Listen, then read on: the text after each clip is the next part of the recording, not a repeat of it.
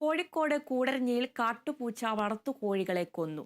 Koodaranji comma road സ്വദേശി മുഹമ്മദിന്റെ കോഴികളെയാണ് കാട്ടുപൂച്ച കൊന്നത്. 19ഓളം വളർത്തുകോഴികളെ നഷ്ടമായെന്ന് വീട്ടുകാർ പറയുന്നു.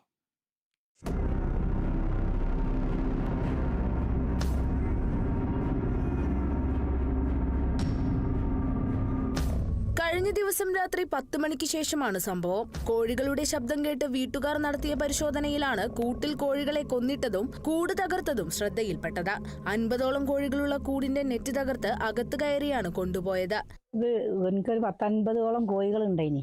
എന്താണെന്നറിയില്ല. ഇന്നലെ രാത്രി ഞങ്ങൾ ഒരു 10:15 ആയപ്പോൾ ഒരു 10:06 ആയപ്പോൾ ഒരു സൗണ്ട് കേട്ട അടുക്കളയെന്ന്. അങ്ങനെ പോയി നോക്കിയപ്പോഴാണ് ഇപ്പോൾ വലിയ എന്തോ ജീവികളെ കൊണ്ടുപോയി 19ഓളം കോഴികൾ നഷ്ടപ്പെട്ടിട്ട്. CCTVയിൽ പരിശോധിച്ചപ്പോൾ വലിയൊരു ജീവിനെ അതിൽ കണ്ട് എന്താന്നുള്ളത് അറിയില്ല.